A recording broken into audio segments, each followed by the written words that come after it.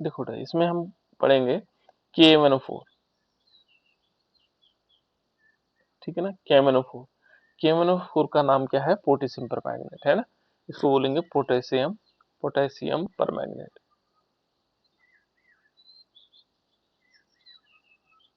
Sorry, मैंने potassium कर दिया, पोटेशियम, ठीक है ना। ये है पोटेशियम परमैंगनेट।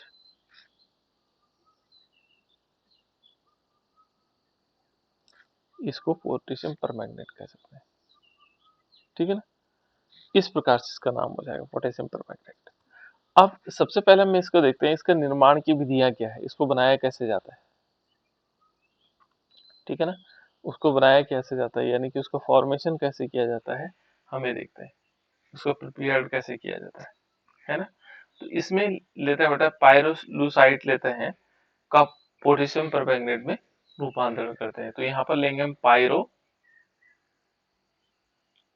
पायरोलुसाइट, ये है पायरोलुसाइट। इसका हम क्या करेंगे, इसका कन्वर्जन इससे हम बनाते हैं पायरोलुसाइट से, है ना। तो इसमें क्या करते हैं कि जो हमारे पास पायरोलुसाइट होता है ना, चूर्णित पायरोलुसाइट का फॉर्मूला होता है यहाँ पर MnO2। चूर्ण के रूप में यदि पायरोलुसाइट को देखेंगे तो MnO2 है ना।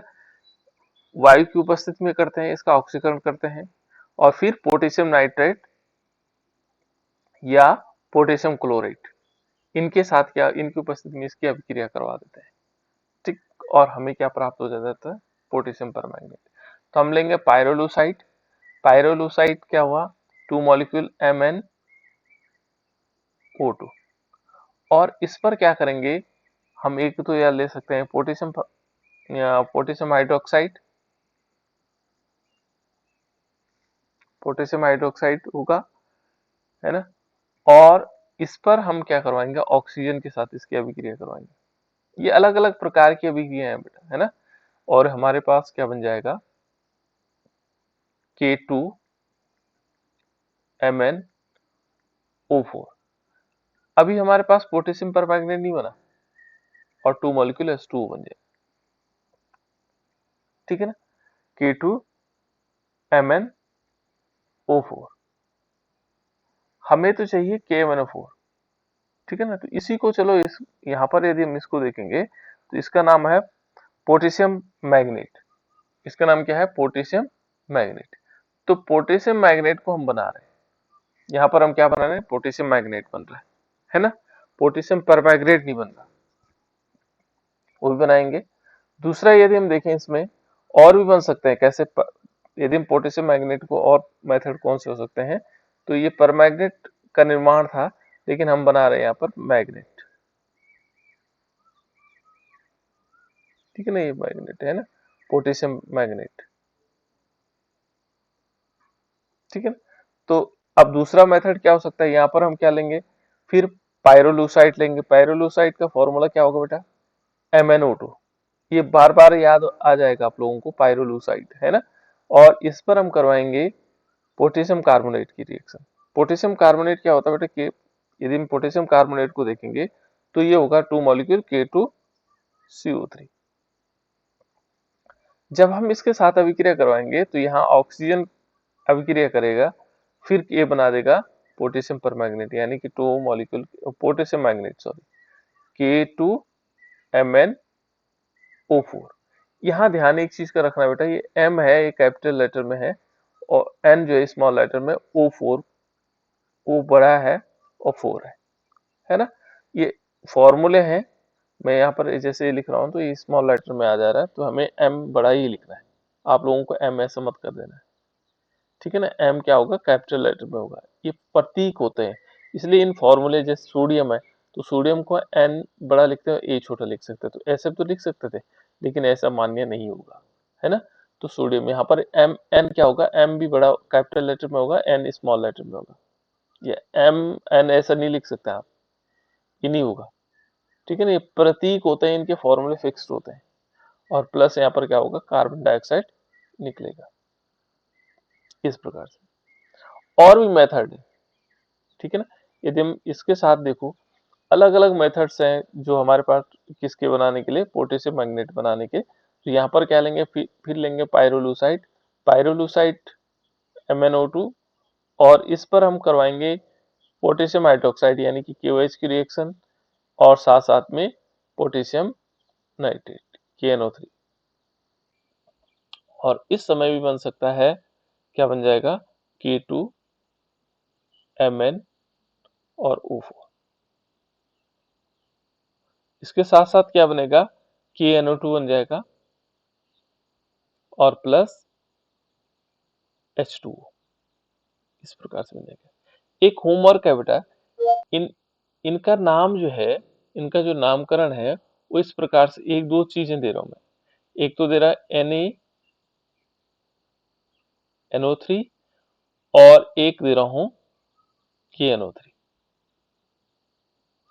इन दोनों में से एक का नाम साल्ट पीटर है, देखो नाम भी बता दे रहा हूं, साल्ट पीटर, और एक है चिली साल्ट पीटर,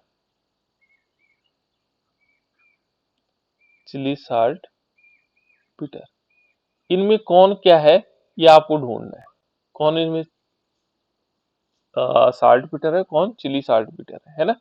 इन दोनों में कौन है, ये आप लोगों के लिए होमवर्क है, ठीक है ना। इसको नोट कर लेना, कल मैं पूछूंगा आप लोगों से। यहाँ पर आया तो इसलिए मैंने पूछा KNO3 है ना। तो इनमें से ढूंढना है किस, कौन साल्ट पीटर है, कौन चिली साल्ट पीटर है। ऐसे बोल सकते चिली है ना, चिली शब्द ऐसे बोल सकता है। तो इस प्रकार से आ जाएगा। उसके बाद और भी बनाया जा सकता है, और मेथड भी है बेटा इसके। जैसे हम क्या लेते हैं, 3 मॉलिक्यूल MnO2, ठीक है ना। 3 मॉलिक्यूल क्या लेते हैं, इसका नाम MnO2 का नाम क्या है, क्या नाम है बेटा इसका MnO2 का, MnO2 का नाम क्या है, पायरोलूसाइड। हाँ पायरोलूसाइड है ना। इसको पायरोलूसाइड कहेंगे। और 6 मॉलिक्यूल क्या लेंगे, पोट KOH लेंगे। KOH का नाम क्या है,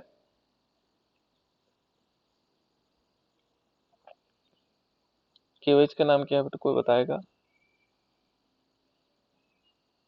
KOH का नाम, पोटेशियम हाइड्रोक्साइड। बिल्कुल पोटेशियम हाइड्रोक्साइड। यहाँ देखो बेटा, K के साथ OH लगाएंगे तो K को पढ़ते हैं पोटेशियम, ये हाइड्रोक्साइड हो जाएगा। Na के साथ OH लगाएंगे तो इसका नाम सोडियम, और ये हाइड्रोक्साइड हो जाएगा, है ना। Ca के साथ यदि हमने OH की होल ट्वाइस लगाई, ठीक है, ट्वाइस अलग चीज है, ट्वाइस तो बैलेंसी पे डिपेंड करता है। तो इसका नाम हाइड्रोक्साइड है, और ये है कैल्शियम हाइड्रोक्साइड।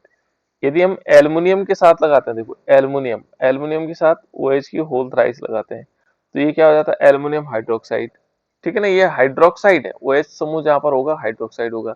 इसका नाम क्या होगा फिर, इसका नाम क्या होगा, मेथनॉल। मेथेनॉल। ऐसा तो नहीं होगा, मेथिल हाइड्रोक्साइड तो नहीं होगा,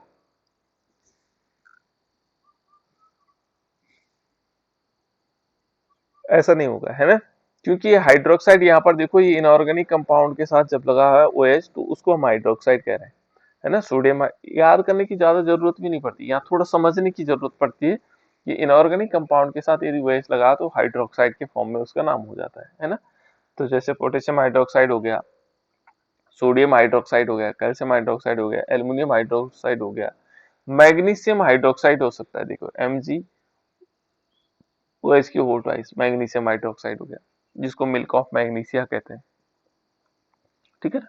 तो इस प्रकार से बहुत सारी चीजें, मैंने कल या परसों जो पुराने बच्चे हैं उनके ग्रुप में एक क्वेश्चन पेपर डाला था, है ना, बंद दरोगा का। तो जब उसमें देखो बेटा सारे क्वेश्चन वही है जो हमने पढ़े हुए रहते हैं, कहीं कुछ अलग चेंजेस है ही नहीं। तो आप लोग एक बार मेहनत कर लोगे तो सारी जगह वही, टेस्ट में वही आएंगे, हर जगह वही आएंगे। आपकी कमांड होनी चाहिए प्रत्येक सब्जेक्ट में, है ना। तो सब्जेक्टिव कमांड्स आप लोग एक एक घंटे में मान के चलोगे, हम कंपटीशन की तैयारी भी कर रहे हैं साथ साथ में, है ना। तो उसको थोड़ा ढंग से पढ़ लो तो आप लोग कई प्रतियोगिता परीक्षाओं में भी निकल जाओगे। तो इस टाइप से होता है बेटा, देखो। तो देखो यहाँ पर क्या लिया हमने, हमने लिया यहाँ पर मैग्नीज ऑक्साइड लिया, और इसके साथ हमने पोटेशियम हाइड्रोक्साइड, और साथ साथ में हमने लिया एक शब्द और भी यूज किया था मैंने, वो क्या था, पोटेशियम क्लोरेट, पोटेशियम क्लोराइड का फॉर्मूला क्या होता है? तो पोटेशियम क्लोराइड का फॉर्मूला होता है बेटा KClO3। ये आपकी मेहनत बेकार नहीं जाएगी, ये बहुत सारी जगहों पर काम आएगी, है ना। पोटेशियम क्लोराइड, यदि टाइम मिलेगा तो मैं आप लोगों को पेपर बताऊंगा। पोटेशियम क्लोराइड हुआ, और यहाँ पर क्या हो जाएगा, ये बना देगा हमारे पास कितने मॉलिक्यूल, 3 मॉलिक्यूल K2Mn और साथ साथ में O4, प्लस इसमें क्या होगा, KCl होगा और प्लस 3 मॉलिक्यूल H2। इस प्रकार से इसका नाम है पोटेशियम परमैंगनेट, है ना, पोटेशियम परमैंगनेट। परमैंगनेट नहीं, सॉरी, पोटेशियम मैग्नेट। हाँ, पोटेशियम मैग्नेट होगा। और इसका यदि देखेंगे, वास्तव में जो पायरोलूसाइट होता है और कास्टिक पोटाश से क्रिया करके जो मिश्रण को जो हम हवा के संपर्क में खूब अच्छी तरह हिलाया जाता है, तो पोटेशियम मैग्नेट बनता है। और पोटेशियम मैग्नेट का रंग होता है हरा रंग का।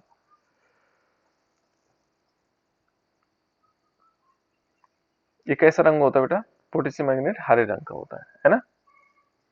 अब यदि हम देखेंगे पोटेशियम मैग्नेट जो हमने बनाया है, इससे इसको हम परमैग्नेट में परिवर्तित कर सकते हैं, ठीक है ना। तो इसीलिए हम इस मैग्नेट को बना रहे थे, क्योंकि हमारा उद्देश्य तो क्या है, पोटेशियम परमैग्नेट है। तो पोटेशियम मैग्नेट को हम क्या कर सकते हैं,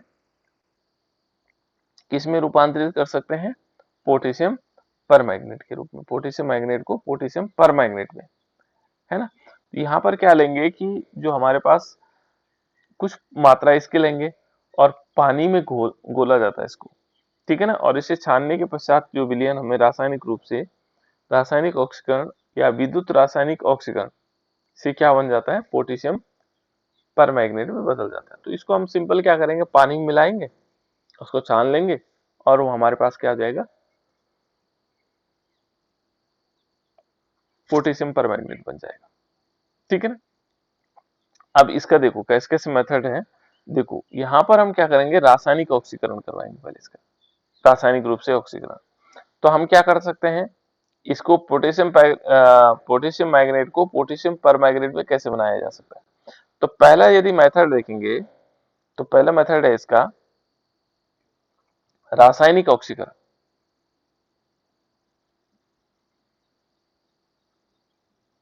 ये है रासायनिक ऑक्सीकरण। यदि हम रासायनिक ऑक्सीकरण करेंगे तो हमें पोटेशियम परमैंगनेट मिल जाएगा। अब रासायनिक रूप से किस प्रकार से ऑक्सीकरण हो सकता है इसका, यहां पर हम क्या करेंगे, 2 मॉलिक्यूल लेंगे K2MnO4। क्या है बेटे, इसका नाम क्या है, इसका नाम तो पता है आप लोगों को, K2MnO4 पोटेशियम मैग्नेट। मैग्नेट, ठीक है ना। और इस पर हम रिएक्शन करवाएंगे CO2 के, कार्बन डाइऑक्साइड। और जब कार्बन डाइऑक्साइड की अभिक्रिया होगी तो ये क्या बना देगा, KMn और O4, और इसके 2 मॉलिक्यूल बन जाएंगे। साथ साथ में क्या बनेगा, MnO2, और प्लस क्या बनेगा, K2CO3। इन तीनों के नाम बताने, कौन बता सकता है, KMnO4 का नाम बताना है, MnO2 का नाम बताना है, K2CO3 का नाम बताना है।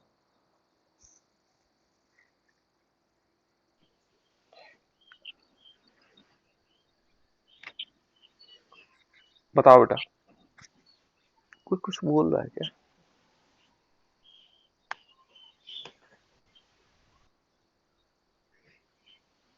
बताओ बेटा, KMnO4 का नाम क्या है? Potassium permanganate. हाँ, इसका नाम है पोटेशियम परमैंगनेट, है ना। पोटेशियम और परमैंगनेट, देखो इसका नाम क्या है, पोटेशियम परमैंगनेट। इसका नाम क्या है, MnO2 का, अभी हमने पढ़ा था। वैसे मैग्नीज ऑक्साइड है, लेकिन हमने हमने एक नाम दूसरा पढ़ा था इसका, पायरोलूसाइड। क्या पढ़ा था, पायरोलूसाइड। क्या कहा बेटा हमने, पायरोलूसाइड। तो इसका नाम, MnO2 का नाम है पायरोलूसाइड, पायरोलूसाइड।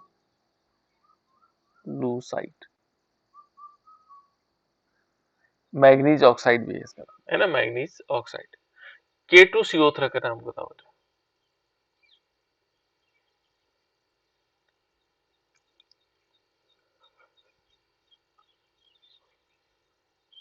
कोई बता सकता है? देखो यहाँ पर एक चीज मैं आप लोगों को बता देता हूँ, जहां पर भी CO3 हो वह है कार्बोनेट, उसको क्या बोलेंगे? कार्बोनेट। क्या बोलेंगे? कार्बोनेट। तो ये कार्बोनेट से पहले क्या लगा है? Sir potassium carbonate. बिल्कुल, बहुत सुंदर, ठीक है ना। देखो CaCO3 इसका नाम क्या होगा? Calcium carbonate. बिल्कुल, बहुत बढ़िया, कैल्शियम कार्बोनेट।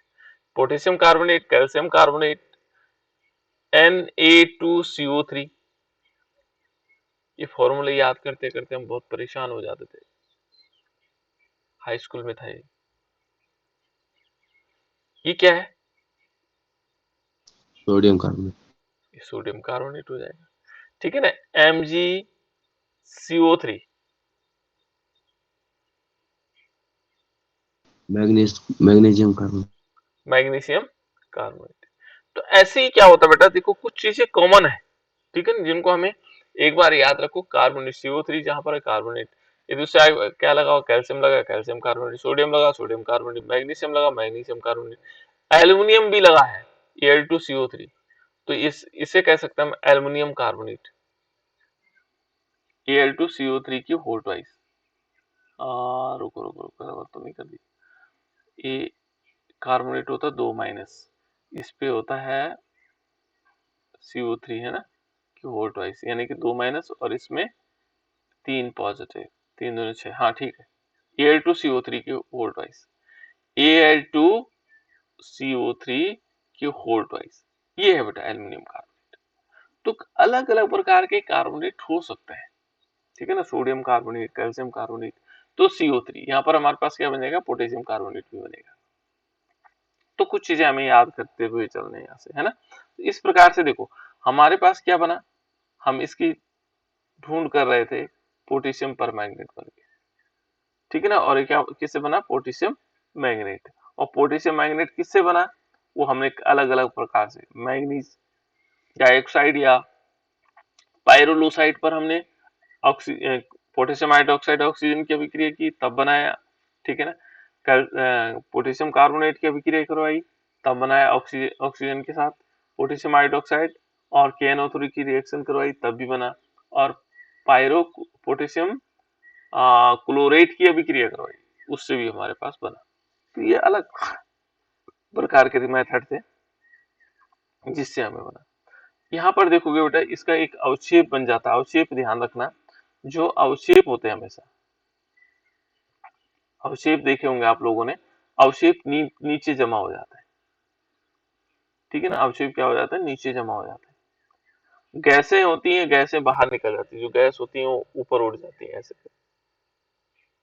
ठीक है ना। तो ये दो चिन्ह जो है, जो ये ऐसा नीचे वाला एरो है, ये अवक्षेप बनाने के लिए, अवक्षेप का मतलब होता है नीचे जमा हो जाता है, रेजिड्यू, ठीक है ना। तो इस प्रकार से आ सकता है।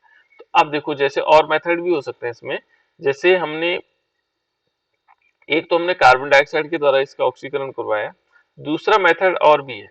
जैसे हम क्या करते हैं, K2MnO4 है, K2MnO4, और यदि हम इसके साथ क्लोरीन की अभिक्रिया करवा दें, K2MnO4 के साथ यदि क्लोरीन की अभिक्रिया करवा दें, तो हमें प्राप्त हो जाता है 2 मॉलिक्यूल, क्या बन जाता है इसमें?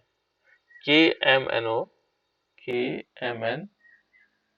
और साथ साथ में O4, और प्लस इसमें क्या आ जाता है?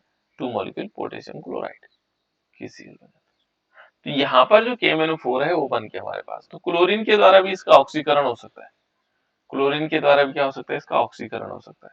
और 2 मॉलिक्यूल पोटेशियम क्लोराइड हो गया, सोडियम क्लोराइड। देखो अब नाम भी देखो, यदि Cl लगाया तो Cl का नाम क्लोराइड है, K लगा दो पोटेशियम क्लोराइड, Na लगा दो सोडियम क्लोराइड, तो ऐसे का नाम हो सकता है। AlCl3 लिख दो तो एल्युमिनियम क्लोराइड, इसका नाम क्लोराइड ही होगा, ठीक है ना। MgCl2 लिख लो तो मैग्नीशियम क्लोराइड, है ना। तो ये बहुत सारे नाम है जो कॉमन है, केवल हमें थोड़ा सा ध्यान रखना होगा, है ना। दूसरा यदि देखो बेटा इसमें, यदि M पर क्या लेते हैं, 2 मॉलिक्यूल लेते हैं K2MnO4, है ना, M कैपिटल होगा NO4, और इस पर यदि हम वाटर और ऑक्सीजन की अभिक्रिया करें तो ये किस चीज का फॉर्मेशन कर लेता है, 2 मॉलिक्यूल बना देता है KMnO4 और प्लस क्या बन जाएंगे, 2 मॉलिक्यूल KOH पोटेशियम हाइड्रोक्साइड और प्लस O2। अब सोचने की जरूरत नहीं KOH का नाम क्या होगा, है ना, पोटेशियम हाइड्रोक्साइड, पोटेशियम लगा है, OH जहां पर होगा हाइड्रोक्साइड होगा, CO3 होगा, कार्बोनेट हो जाएगा। तो इस प्रकार से हम इनके नाम को लिख सकते हैं। तो ये अलग अलग प्रकार के नाम हैं जिनको हम लिख सकते हैं, ठीक है ना।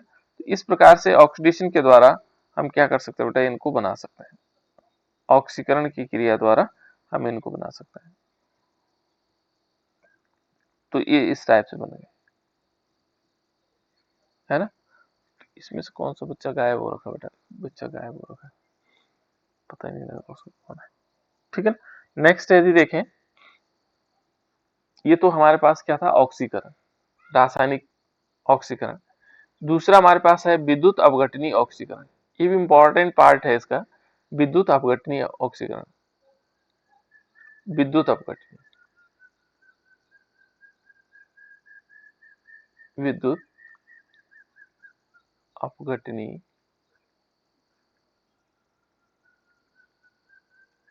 ऑक्सीकरण। यदि हम विद्युत अपघटनीय ऑक्सीकरण में देखेंगे तो विद्युत अपघटनीय ऑक्सीकरण होता क्या है, किस प्रकार से हो सकता है, किस प्रकार से हो सकता है ना। तो यहाँ पर यदि हम देखेंगे तो विद्युत अपघटन, हमने पहले भी जब हम विद्युत अपघटन पढ़ रहे थे तो उस दौरान हमने बहुत सारी चीजें पढ़ी है विद्युत अपघटन से संबंधित, ठीक है। यहाँ पर विद्युत अपघटन में क्या होता है बेटा कि एक हम क्या ले लेते हैं, इलेक्ट्रोलाइट लेते हैं, जिसको क्या बोलते हैं, विद्युत अपघट्य पदार्थ। हमने क्या लिया, एक विद्युत अपघट्य पदार्थ लिया, और यहाँ पर क्या करते हैं, विद्युत अपघटन में 2 इलेक्ट्रोड लगाते हैं, इस टाइप से हमारे पास 2 इलेक्ट्रोड है, और इन दोनों इलेक्ट्रोडों को एक बिजली की तार से जोड़ते हैं, ठीक है ना। एनोड की तरफ होता है बेटा और कैथोड किस तरफ होता है, दोनों चीजें मुझे बताओगे, याद भी आ जाएगा आपको, एनोड कहां पर होता है और कैथोड कहां पर होता है,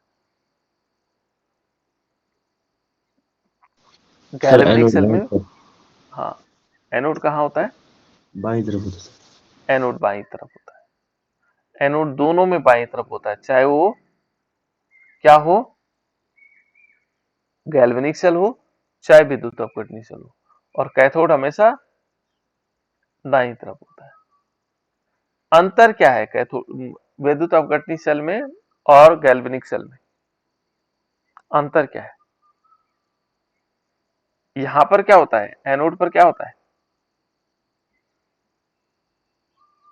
एनोड पर क्या होता है बेटा, कोई बताएगा एनोड पर क्या होता है। जो यहाँ माइनस होता सर। नहीं माइनस नहीं, पहले क्रिया बताओ कौन सी क्रिया हो।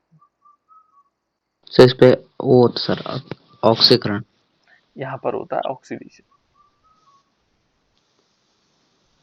ठीक है ना, ऑक्सीकरण, और इस पर होता है अपचयन। अपचयन। लेकिन यहाँ थोड़ी सी अंतर और है, यहाँ यदि देखोगे तो इसके कारण, क्योंकि एनोड विभव थोड़ा अंतर होता है ना, विभव में क्या होता है, अंतर हो जाता है, तो एनोड पर ऑक्सीकृत होना और इस पर क्या हो जाता है, रिडक्शन होना। चलो हम इस प्रक्रिया को समझते हैं, तो अब आप लोगों को याद है थोड़ा बहुत, है ना, चलिए मान के चलते हैं, थोड़ा बहुत में ठीक याद है। तो यहाँ पर देखें, यदि इस प्रक्रिया में देखेंगे विद्युत अपघटनीय ऑक्सीकरण देखेंगे, तो विद्युत अपघटनीय ऑक्सीकरण किस प्रकार से होगा कि हमने क्या लेना है, K2Mn और O4 लिया, और ये हमारे पास क्या है इस समय, ये हमारे पास एक प्रकार का वैद्युत अपघट्य पदार्थ है, जो विद्युत के द्वारा अपघटित होने वाला पदार्थ है। और ये कैसे अपघटित हो जाता है, यदि हम इसको देखेंगे तो यहाँ पर हम ये चिन्ह लगा रहे हैं बेटा, इसको क्या बोलते हैं, ये वाला चिन्ह कौन सा है, डबल हेडेड एरो, इसको बोलते हैं उत्क्रमणीय का चिन्ह। जिसमें फॉरवर्ड और बैकवर्ड दोनों दिशा में अभिक्रिया होती है, वहां पर ए लगाया जाता है। जहां पर अग्र अभिक्रिया और पश्च अभिक्रिया दोनों होती है, ये अभिक्रिया आगे की तरफ भी होगी और पीछे की तरफ होगी, बैक डायरेक्शन में। तो ऐसी अभिक्रियाओं के लिए हम क्या लगाते हैं, उत्क्रमणीय का चिन्ह लगाते हैं। उत्क्रमणीय अभिक्रिया के लिए चिन्ह लगता है। कौन सा अभिक्रिया के लिए है, उत्क्रमणीय अभिक्रिया।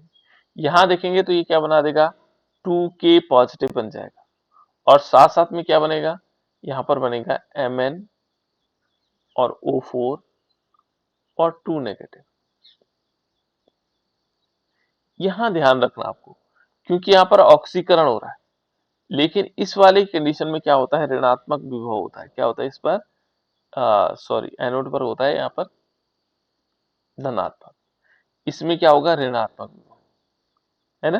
तो यहाँ पर यदि देखेंगे तो यहाँ पर कौन आएगा, जो ऋण वाले, देखो धन की तरफ कौन आएगा, जो ऋण वाले हैं। तो ऋण वाला कौन होता है इसमें, देखो ऋण वाले MnO4 2 माइनस चार्ज, तो ऋण वाले आएंगे इस तरफ MnO4 माइनस 2 माइनस चार्ज, और यहाँ कौन जाएगा, कैथोड पर कौन जाएगा, जो पॉजिटिव चार्ज है, जो पॉजिटिव चार्ज, यानी कि ये K पॉजिटिव, ये 2K पॉजिटिव इधर जाएगा। इस प्रकार से दो भागों में बढ़ जाएंगे, ठीक है ना, दो भागों में बढ़ जाएंगे। तो इस टाइप से क्या होगा, यहाँ पर एक तो होगा इसका, साथ साथ में क्या होता है बेटा, यहाँ पर देखो, यहाँ पर क्या होगा, एक तो इसका वैद्युत अपघट्य का अपघटन होगा, लेकिन इसके साथ पानी भी क्या हो जाता है, अपघटित हो जाता है। जो H2O है ये भी क्या होता है, अपघटित होता है, देखो, और ये भी रिवर्सिबल होता है ना। यहाँ पर क्या बना देगा, H पॉजिटिव, और यहाँ आएगा OH नेगेटिव। ये दो पार्टों में बढ़ जाते हैं। तो OH कहाँ जाएगा, OH जाएगा, OH जो आयन होंगे वो इस तरफ जाएंगे, यहाँ एनोड की तरफ, और जो H प्लस आयन है वो कैथोड की तरफ जाएगा। तो इस प्रकार से हम कह सकते हैं कि यहाँ पर क्या होगा, विद्युत अपघटन के द्वारा दोनों प्रोसेस होंगी, क्योंकि यहाँ पर जल, मान लीजिए हमने पोटेशियम मैग्नेट लिया और उसमें पानी मिलाओगे तभी तो घुलेगा, है ना। तो उसमें दोनों का क्या हो सकता है, जब हम वैद्युत अपघटनी सेल में डालेंगे तो दोनों का क्या होगा, अपघटन हो जाएगा, दोनों अपघटित हो जाएंगे। तो अब ये तो हो गए अपघटन, यहाँ पर प्रोसेस हो गई। लेकिन अब हमें क्या देखना होगा, एक एक कंडीशंस में एनोड पर कौन सी अभिक्रिया हो रही है और कैथोड पर कौन सी अभिक्रिया है। इन दोनों में भाई देखो, दोनों पॉजिटिव चार्जेस बने, इन दोनों में कौन पावरफुल है, जिसका जो है क्या होना है, ऑक्सीकरण होना है। इन दोनों में किसका ऑक्सीकरण होगा, तो हमें उसके लिए क्या देखना पड़ेगा, वैद्युत रासायनिक चिन्ह देखेंगे। तो पोटेशियम से ऊपर क्या होगा, हाइड्रोजन, तो ऑक्सीकरण किसका होना चाहिए, हाइड्रोजन का होना चाहिए। तो इस प्रकार से देखो, यहाँ पर यदि हम पहले एनोड को लेते हैं, पहले एनोड पर देखते हैं, तो एनोड पर दोनों चीजें, क्योंकि हम क्या करते हैं, मानक अपचयन विभव के आधार पर देखते हैं।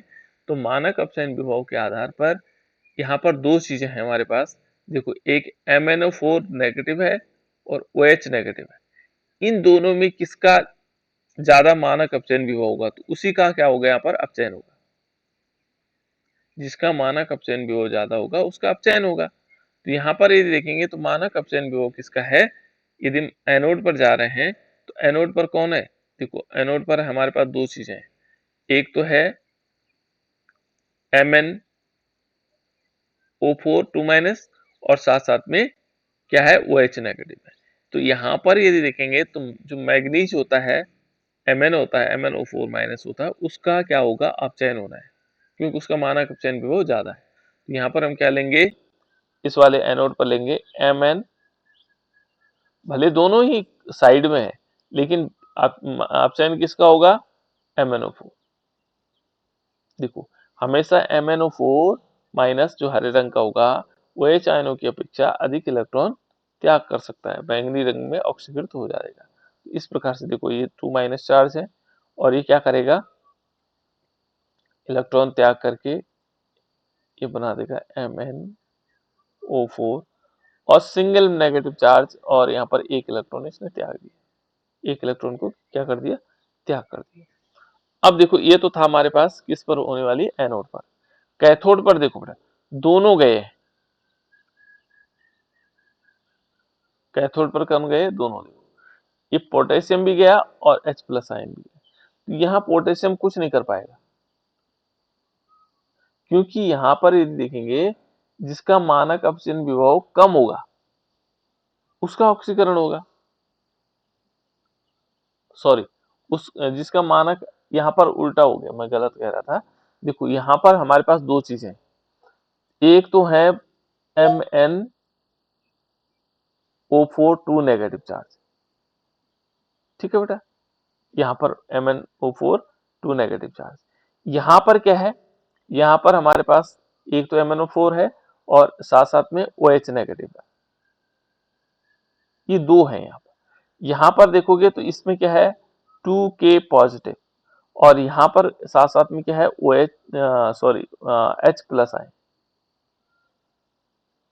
तो देखो बेटा यहाँ पर होना ऑक्सीकरण क्रिया, क्योंकि एनोड पर क्या होता है ऑक्सीकरण। तो जिसका मानक अपचयन विभव कम होगा, हमने ध्यान शुरू में बताया था आपको, जो जब हम क्या पढ़ा रहे थे, विद्युत रासायनिक श्रेणी पढ़ा रहे थे, तो उस श्रेणी में क्या होता है, वो किसके आधार पर होती है, किसके आधार पर होती है बेटा बताओ, विद्युत रासायनिक श्रेणी किसके आधार पर होती है,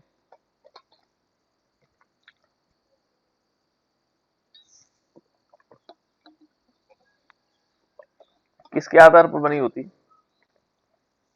अरे आप लोग सब गोल हो गए। मानक अपचयन विभव के आधार पर हमेशा किसके आधार पर होती है, इसको मैं दूसरे कलर से लिख देता हूं। जो विद्युत रासायनिक श्रेणी होती है वो किसके आधार पर बनी होती है, वो होती है बेटा मानक अपचयन विभव के आधार पर। किसके आधार पर, मानक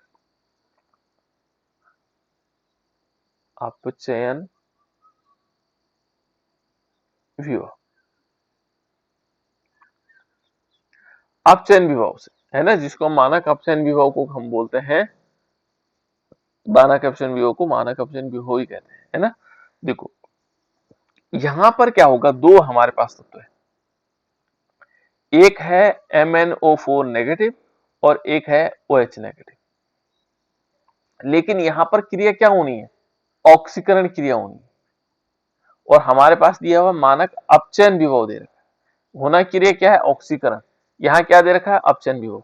तो जिसका अपचयन विभव कम होगा उसका ऑक्सीकरण हो जाएगा, और जिसका मानक अपचयन विभव ज्यादा होगा उसका अपचयन हो जाएगा।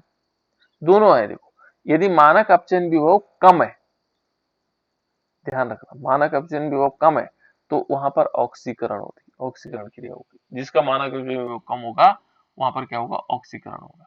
और जब मानक अपचयन विभव अधिक होगा तो ऐसी दशा में क्या होगा, यहाँ पर हो जाएगा अपचयन।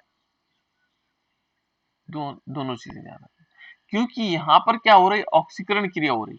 इसका मतलब क्या हुआ, सीधा सीधी बात है कि उसका मानक अपचयन विभव जिसका कम होगा उसका ऑक्सीकरण होगा। तो मानक अपचयन विभव किसका कम होता है, मानक अपचयन विभव इसका कम होता है। क्लियर। इस यहां पर देखो, इस वाले में क्या होगा, यहां पर होना है अपचयन, तो यहाँ मानक अपचयन विभव कम होगा तो तब अभिक्रिया नहीं होगी, बल्कि जिसका मानक अपचयन, क्योंकि यहाँ पर अपचयन की क्रिया होनी है, तो मानक अपचयन विभव जहां अधिक होगा वहां होगा अपचयन। यानी कि इसमें इन दोनों में देखना होगा, इन दोनों में तो ये देखना होगा कि मानक अपचयन विभव किसका कम है, तो मानक अपचयन विभव कम है इसका MnO4 में। और यहाँ पर देखना होगा मानक अपचयन विभव किसका अधिक होगा, तो अधिक होगा हाइड्रोजन का, तो तब वो अभिक्रिया होगी। तो इन दोनों में से, क्योंकि दोनों चीजें हैं, यहाँ पर K पॉजिटिव भी है, ये भी अभिक्रिया कर सकता था, ये भी इलेक्ट्रॉन ले सकता था, लेकिन ये नहीं लेगा, लेगा कौन, ये वाला। तो यहाँ पर हमें नोट करना होगा कि किसका मानक अपचयन विभव अधिक है, किसका कम है। तो इसके वैद्युत अपघटन की क्रिया में क्या होगा, यहाँ पर क्या होगा बेटा, जो H पॉजिटिव है वो एक इलेक्ट्रॉन को लेगा और एक इलेक्ट्रॉन लेकर के क्या बना देगा, H बना देगा, या इसको हम हाफ H2 के रूप में भी लिख सकते हैं, ठीक है ना, इस प्रकार से भी बना सकता है, या हाइड्रोजन नवजात हाइड्रोजन भी बना देगा, ठीक है ना। इस प्रकार से दोनों क्रियाएं हुई इसके अंदर, थे तो दोनों पदार्थ लेकिन क्रिया इस प्रकार से हुई, तो इसको बोलते हैं वैद्युत अपघटन। और ये क्या बना देगा, इस प्रकार से मिल जाएगा के यहाँ पर HMnO4, ठीक है ना। देखो यहाँ पर क्या हुआ, एक सिंगल वाला बचा हुआ था, एक हाइड्रोजन बन गया और हमारे पास क्या हो जाएगा, जो इन दोनों की प्रक्रिया के दौरान बनेगा वो बनेगा KMNO4। KMNO4 है ना, KMNO4 हमारे पास बन जाएगा। क्या क्या बनेगा, KMNO4। यहाँ पर हाइड्रोजन के रूप में ये अलग निकल जाएगा। तो यहाँ पर क्या होगा, पोटेशियम बचेगा, ये हाइड्रोजन जो है उदासीन हो चुका है, ठीक है ना, के यहाँ बचा हुआ है और Mn हमारे पास क्या बचा हुआ है इसमें, देखो के 2K बचा हुआ, देखो किस प्रकार से होगी, यानी कि रिएक्शन कैसे होगी। अब यहाँ बचा था 2K पॉजिटिव बचा था इस नीचे वाले में, ऊपर क्या बच रखा है, देखो Mn एक इलेक्ट्रॉन निकाल चुका है, तो यहाँ पर क्या होगा, MnO4 बचे हुए सिंगल नेगेटिव चार्ज वाले, तो इसको क्या करना होगा, इस पे एक से एक जुड़ जाएगा आसानी से, है ना। यदि हम K पॉजिटिव ही लेते हैं तो क्या होगा, एक K से एक जुड़ जाएगा, यानी कि क्या बना देगा, KMnO4 बन जाएगा। इसका एक पॉजिटिव चार्ज, इसके एक नेगेटिव चार्ज से अभिक्रिया करें, यदि 2K लेंगे तो 2 मॉलिक्यूल बनाना पड़ेगा, 2KMnO4, तो 2KMnO4 यहाँ बन जाएगा। तो इस प्रकार से वैद्युत अपघटन की क्रिया होती है। इस प्रकार से क्या होता है, वैद्युत अपघटन की क्रिया होती है। यहाँ पर ये देखोगे, यहाँ एक चीज ध्यान रखना, जो कैथोड है वहां पर ये H2 के रूप में निकल रहा, देखो H2, यहाँ पर हाइड्रोजन गैस निकलेगी, ऊपर ये देखोगे तो हाइड्रोजन गैस निकल रही है इस वाले पोर्शन पे, यानी कि कैथोड पे क्या निकल रहा होगा, हाइड्रोजन गैस के रूप में बाहर निकल रही होगी, ठीक है ना। तो इस प्रकार से कर सकते हैं। नेक्स्ट है बेटा, इसके गुण क्या हो सकते हैं, इसके जो गुण हैं ये देखेंगे तो ये एक प्रकार का गहरे बैंगनी रंग का क्रिस्टल, काफी गहरे रंग का बैंगनी क्रिस्टल होता है। कौन कौन होता है बेटा बैंगनी रंग का, बोलो, आप लोग बोलते नहीं।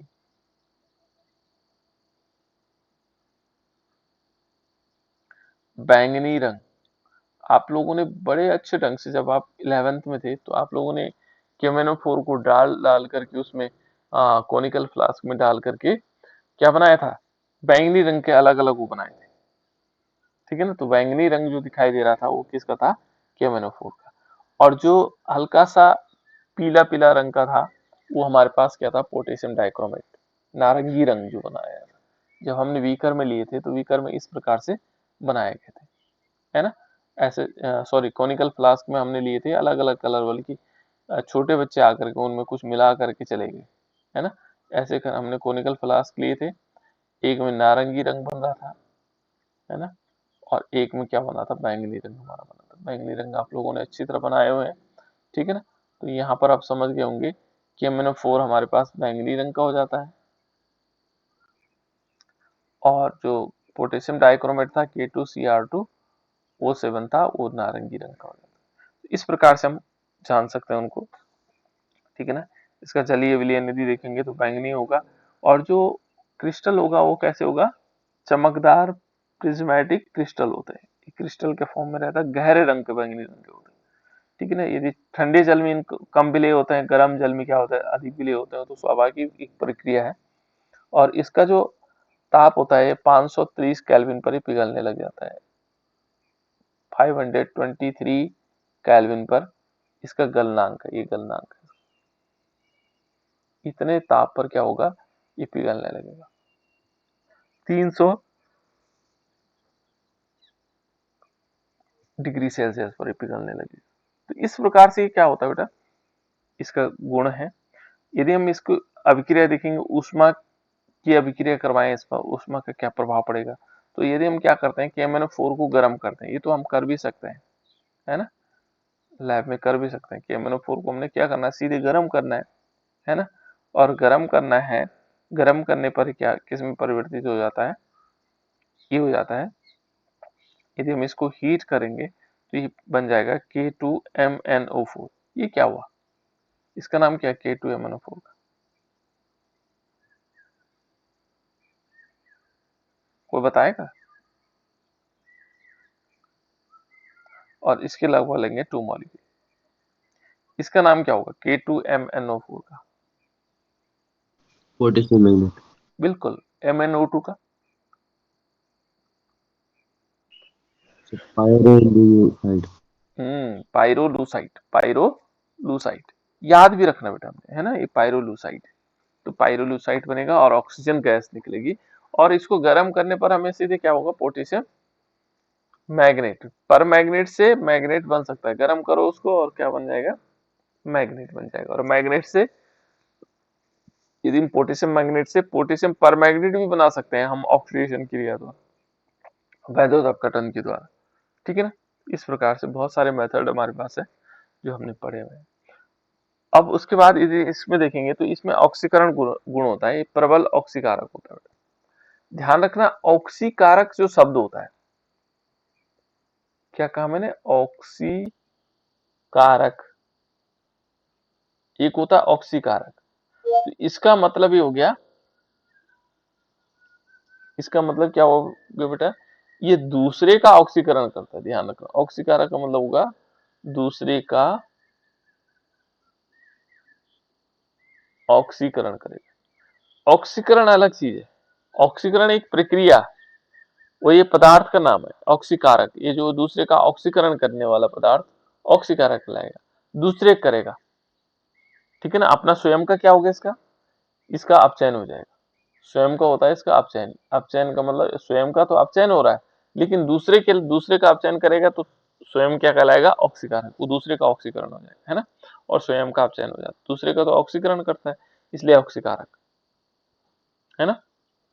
जैसे सिंपल देख लो ना, लड़ाकू, लड़ाकू शब्द होता है जो दूसरे से लड़ता है ना। तो ये सिंपल कंडीशन ये है, देखो ऑक्सीकारक माने दूसरे का ऑक्सीकरण करेगा, स्वयं का क्या हो रहा है, अपचयन हो रहा है, स्वयं का क्या हो रहा है, अपचयन हो रहा है। तो इस प्रकार से हमें ध्यान रखना होगा, ये बहुत इंपॉर्टेंट चीजें होती हैं, है ना।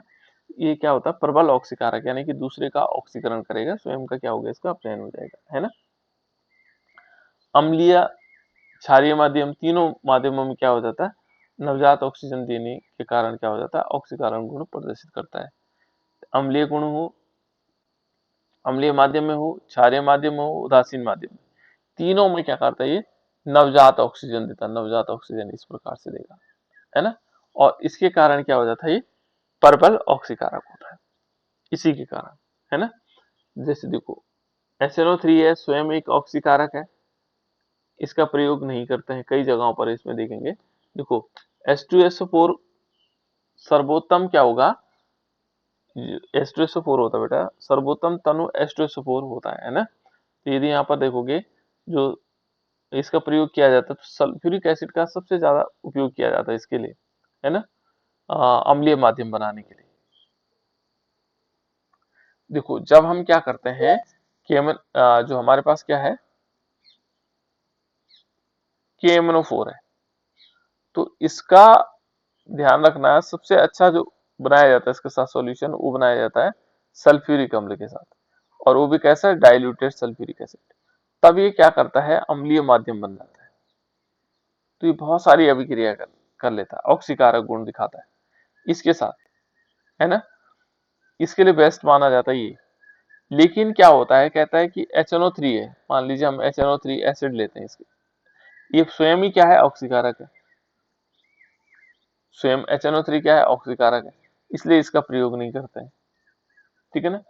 तो यहाँ पर ये ध्यान रखना कि इसका प्रयोग कभी कभी पूछा जाता है कि जब हम KMNO4 के साथ, जैसे मान लीजिए हमने लिया KMNO4 है ना, और इसके साथ अम्लीय माध्यम के लिए H2SO4 लेते हैं, तो HNO3 क्यों नहीं लेते,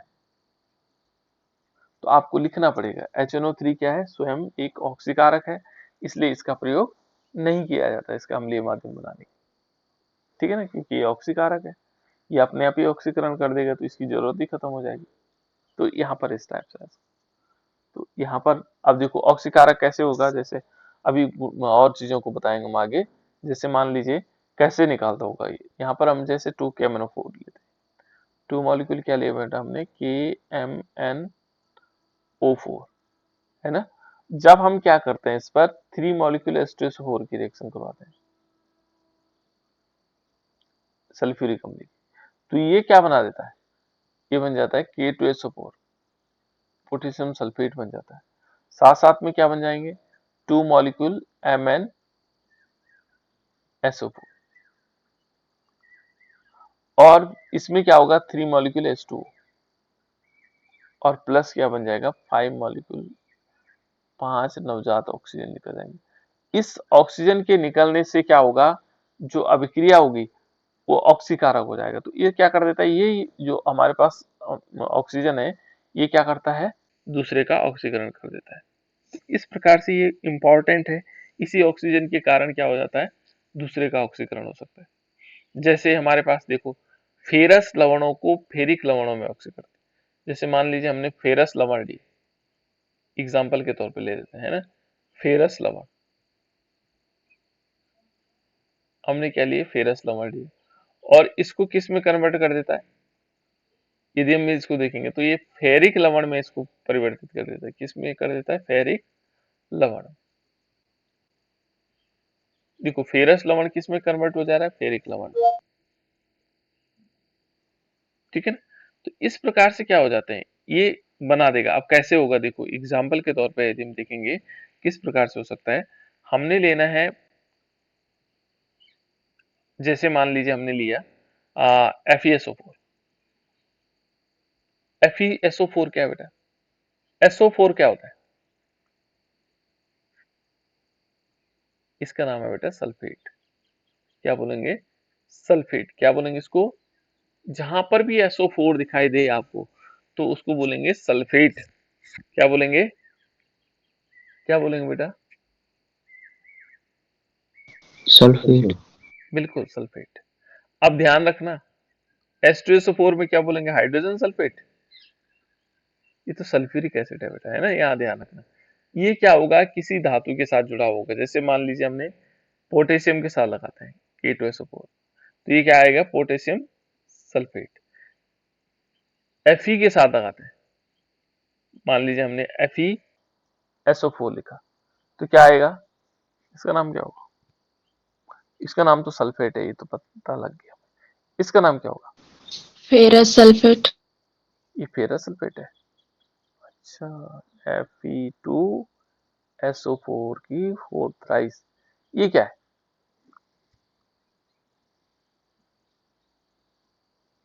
हाँ ये क्या है, इसका नाम क्या बेटा, ये फेरस सल्फेट है, ये कौन सा सल्फेट है, फेरिक सल्फेट हो सर। ये क्या होगा, फेरिक सल्फेट, राइट।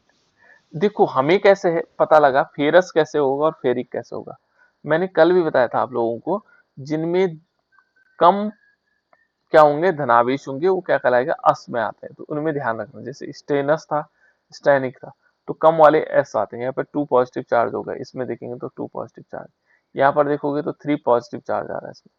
कैसे आ रहा है ये, देखो एक सल्फेट आयन पे 2 माइनस चार्ज होता है, इसमें 2 पॉजिटिव चार्ज होंगे स्वाभाविक।